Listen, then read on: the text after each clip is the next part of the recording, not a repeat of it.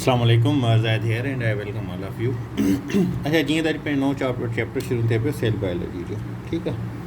त पाण पढ़ंदासीं त बाबा सेल छा थींदो आहे। अॼोके टॉपिक लाइ हिनखे अॻिते हली करे वधाईंदासीं, जेके जेके शयूं हिन में ईंदियूं पाण डिस्कस कंदा रहंदासीं। हाणे सेल जेको आहे न इहो बेसिकली हाणे ॾिसो दुनिया में हिन जहान में जेके बि जानदार शयूं, ठीकु आहे न, जेके बि लिविंग थिंग्स आहिनि उनजो जेको बेसिक यूनिट आहे न, ठीकु आहे न, जंहिं यूनिट मां उहा उनजो स्ट्रक्चर ठहियलु आहे, जीअं इंसानु आहे, ठीकु आहे न, उनजो जेको बेसिक यूनिट आहे उहो सेल हूंदो आहे, ठीकु आहे। सेल खां ई इब्तिदा थींदी आहे हर लिविंग थिंग जी, ठीकु आहे। त सेल इन करे जेको आहे सो छा आहे, unit of structure and functions of all living things. त जेको बि असां फंक्शंस कयूं था या जेको बि असांजो स्ट्रक्चर आहे, स्ट्रक्चर में बीहक जेकी बि आहे असांजी, ठीकु आहे, जेको असां फंक्शन कयूं था, जेको कमु कयूं था, या जेके बि असां में जेकी बि फंक्शनैलिटी आहे उहा सॼी उनजो जेको यूनिट आहे उहो छा आहे, सेल आहे, सही आहे।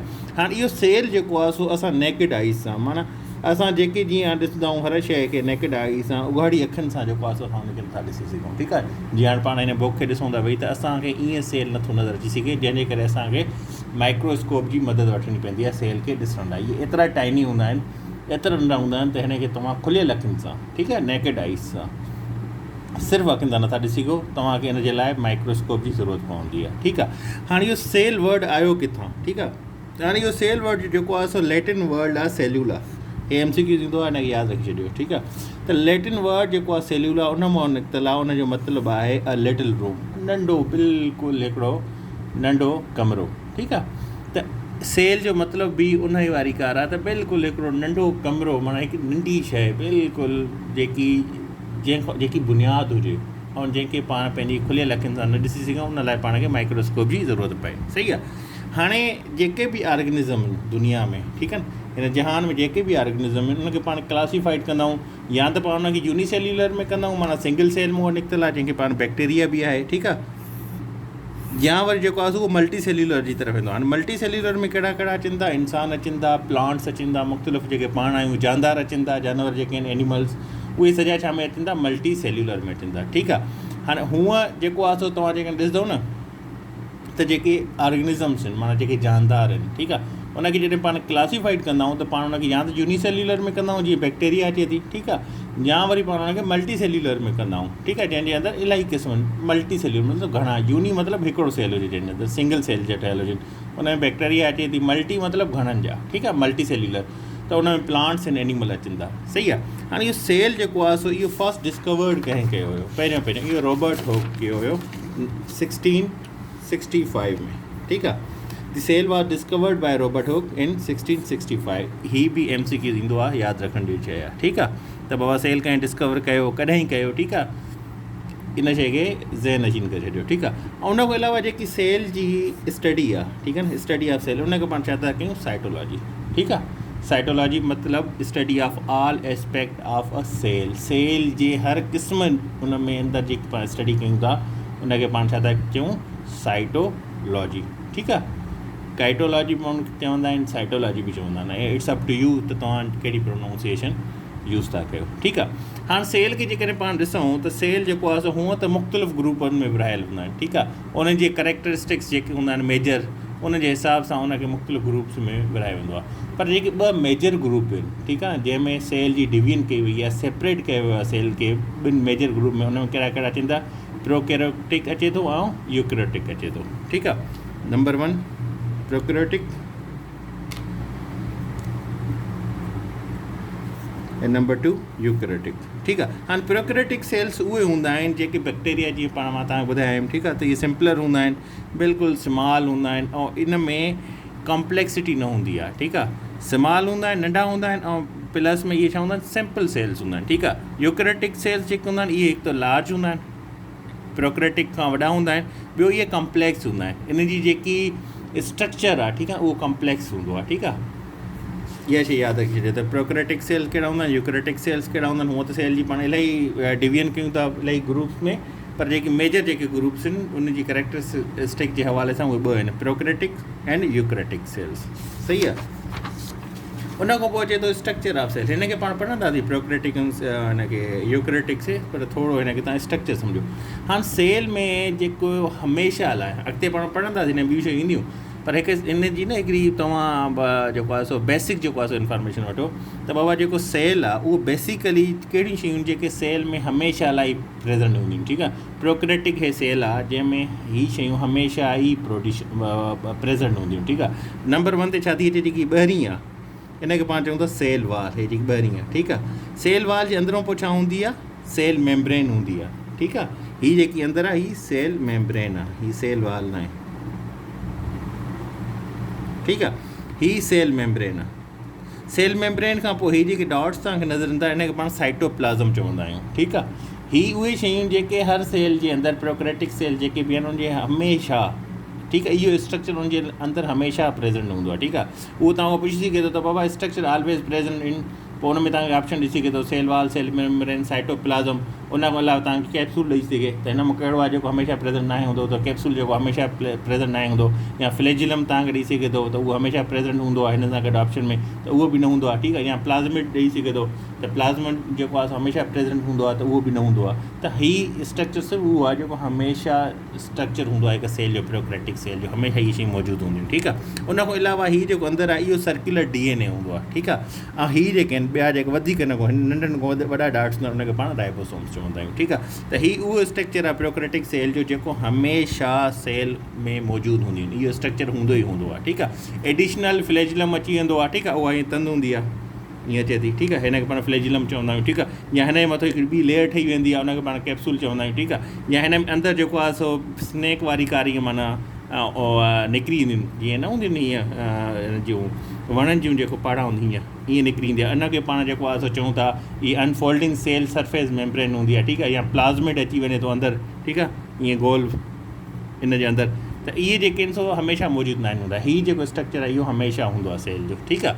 ऐं हीअ जेके ॿियूं शयूं तव्हांखे मां ॿुधायूं कैप्सूल, फ्लैजिलम, इहे पाण अॻिते हली करे हिनखे पढ़ंदासीं, सही आहे। हाणे पाण कंपेयर कयूं त बाबा जेको पाण पढ़ी आयासीं त जेको सेल खे असां ॿिनि मुख़्तलिफ़ जेको आहे हिसनि में, मेजर हिसनि में जेको डिवाइड कयूं था ग्रुप्स में, उहे prokaryotic cells and eukaryotic cells, इन में सिमिलरिटीज़ कहिड़ियूं आहिनि ऐं डिफरेंसिस कहिड़ा आहिनि, इतो ई MCQs बुक घणो कढंदो आहे, ठीकु आहे। हा, नंबर 1 ते जेकॾहिं पाण हिन जे अंदरि सिमिलरिटीज़ ॾिसूं त इन ॿिन्हिनि जे अंदरि जेको आहे सो DNA, हीअ DNA, ठीकु आहे।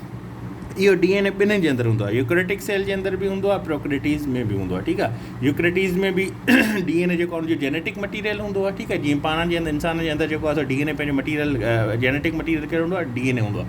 DNA में ई पाण जी ऑफ स्प्रिंग जी ख़बर पवंदी आहे, या जेको आहे सो तव्हांजे वालदेन जी ख़बर पवंदी आहे त हीअ कंहिंजो पुटु आहे कंहिंजो न आहे, ठीकु आहे, DNA जे थ्रू।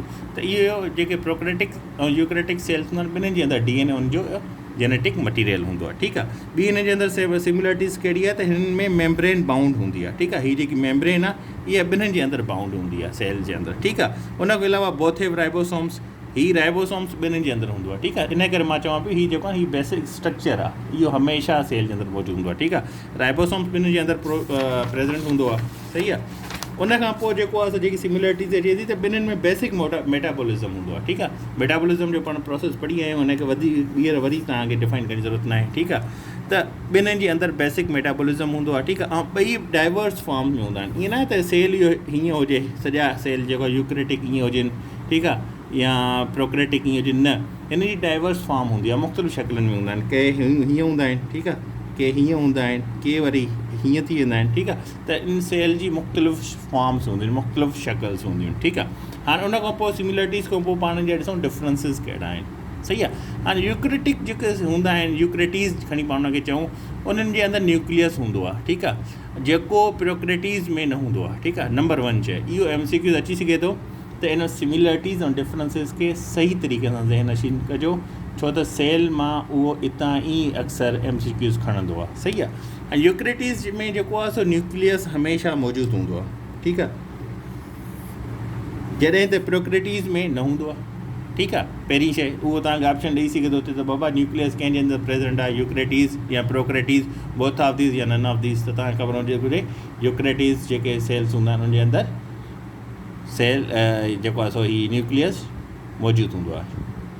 उन खां अलावा चए त यूक्रेटिक मेम्ब्रेन में जेके आहे, यूक्रेटिक में जेके आहे मेम्ब्रेन बाउंड हूंदी आहे ओरिजिनल्स में, जेकी प्रोक्रेटिक में न हूंदी आहे। इहो बि तव्हां ॾेई सघे थो त बाबा मेम्ब्रेन बाउंड कहिड़े में हूंदी आहे, ठीकु आहे, इहो बि तव्हांखे अचणु घुरिजे।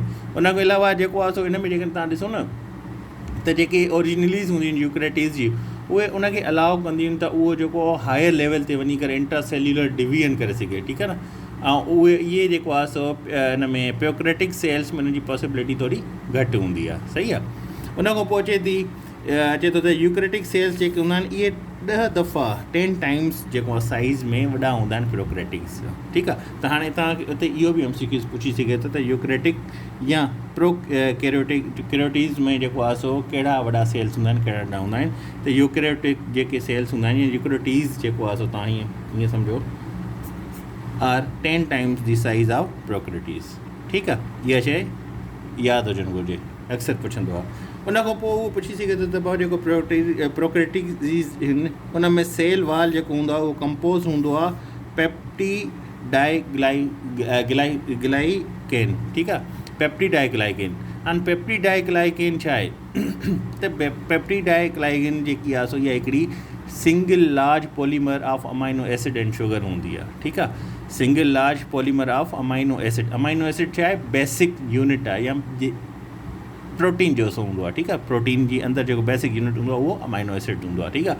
त जेको पेप्टिडाइग्लाइकेन जेको हूंदो आहे इहो single large polymer of amino acid and sugar हूंदो आहे, ठीकु आहे। ॿिनि शयुनि जो मिलियल ठहियलु हूंदो आहे इहा प्रोटीन, हिकु अमाइनो एसिड प्लस शुगर जो, ठीकु आहे। हाणे इन में ॾिसो तव्हां त इन में केतिरा ई टाइप अची थी सघनि था यूक्रेटिक सेल जो, ठीकु आहे।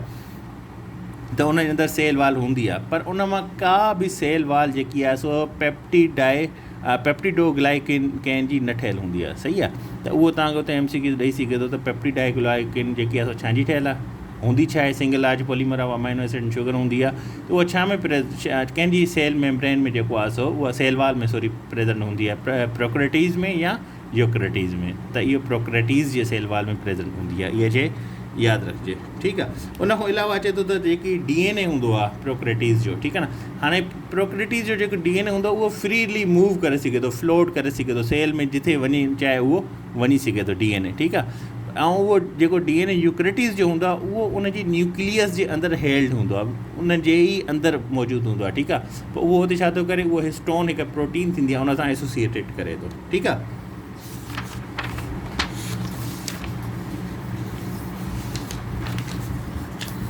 अच्छा, उन खां पोइ हीअ पाण थी वियो त इहो इन जेको न्यूक्लियस जे अंदरि हूंदो आहे एसोसिएट कंदो आहे हिस्टोन प्रोटीन सां, ठीकु आहे। उन खां पोइ यूक्रेटीज़ जेको हूंदो आहे उहो अंडरगो वेंदो आहे माइटोसिस जे, ठीकु आहे। हाणे माइटोसिस मियोसिस पाण जॾहिं इन ते ईंदासीं पढ़ंदासीं, पर माइटोसिस जी मां आइटम डेफिनेशन लिखी छॾी आहे, तव्हांखे कॉन्सेप्ट क्लियर थी वञे, तव्हांखे मुंझ न थिए, मतिलबु त तव्हांखे मतिलबु ॾुखिया ई न थिए, ठीकु आहे। त यूक्रेटीज़ जेको आहे उहो अंडरगो वेंदो आहे, मतिलबु उहो हिकु ऑपरेशन जे अंदरि वेंदो आहे या उनजे में हिकु अमल थींदो आहे कंहिंजो माइटोसिस जो, ठीकु आहे। पर प्रोक्रेटिक जेके हूंदा आहिनि उहे डिवाइड कंदा आहिनि बाइनरी फिजन में, मतिलबु सिंपल सेल डिवीजन थींदी आहे उनजे अंदरि। माइटोसिस में छा थींदो आहे त जेको सिंगल सेल हूंदो आहे उनखे डिवाइड कयो वेंदो आहे 2 आइडेंटिकल डाटर सेल में, ठीकु आहे। मतिलबु उन सेल जी डिवीजन थींदी आहे, सिंपल डिवीजन न थींदी आहे, उन में इलाही सारी वधीक डिवीजन थींदी आहे, छो त मेजर जेको पर्पज़ हूंदो आहे माइटोसिस जो उहो ई हूंदो आहे त इहो ग्रोथ करे ऐं रिप्लेस करे वॉर्न आउट सेल्स खे, एग्ज़ॉस्टेड सेल्स जेके थकिजी वञनि था, जेके बिल्कुलु कंहिं कम जा नथा रहनि, नकारात्मक थियनि, उन हिकु त वॉर्न आउट करे रिप्लेस करे, ॿियो ग्रोथ करे सेल जी, इहो चइबो आहे हिनखे माइटोसिस। माइटोसिस मतिलबु is the process where a single divides into 2 identical daughter cell, ठीकु आहे, मतिलबु सेल जी डिवीजन ते, इहो माइटोसिस चयो वेंदो आहे। इन खे पाण वधीक हली करे माइटोसिस ऐं मियोसिस में क्लियर पढ़ंदासीं, ठीकु आहे। उन खां अलावा जेकॾहिं तव्हां हिन में डिफरेंसिस ॿियो ॾिसो त जेके बि एनिमल आहिनि, प्लांट आहिनि या फंजाई या प्रोटिस्टिस आहिनि, इहे सॼा जेके आहिनि यूक्रेटीज़ आहिनि, ठीकु आहे। हीअ शइ मेन अथव, यादि रखिजो। उहो पुछी सघे थो पोइ इंसान जेको आहे कहिड़े आहिनि, प्रोक्रेटीज़ जा आहिनि या यूक्रेटीज़ जा आहिनि। त इंसान जेके आहिनि जानदार फंजाई इहे सॼा जेके आहिनि सो यूक्रेटीज़ जा आहिनि। बैक्टीरिया जेके आहिनि इहे प्रोक्रेटीज़ हूंदा आहिनि, ठीकु आहे। उन खां अलावा माइटोसिस तव्हां सम्झी वियो त हीअ पंहिंजो बेसिक स्ट्रक्चर हुयो सेल वाल जो, ठीकु आहे। सुभाणे पाण हिन खे अॻिते पढ़ंदासीं, सेल जा जेके ओरिजिनलीज़ हूंदा आहिनि उहे पाण पढ़ंदासीं, ठीकु आहे। उन खां अलावा सेल जा डिफरेंट जेके क़िस्म ॿिया वधीक थींदा आहिनि, मेजर जेके डिवीजन थींदी आहिनि उनखे पाण पढ़ंदासीं। ऐं हिन मां अॼु जेको आहे सो तव्हांखे तक़रीबन 15 खां 20 MCQs कढणु घुरिजे, छो त हीअ इलाही इंपॉर्टेंट आहे। ऐं हिन मां जेको आहे सो MCQs कढंदो, सुभाणे इनशाला पाण हिन खे वधाईंदासीं। अल्लाह हाफ़िज़।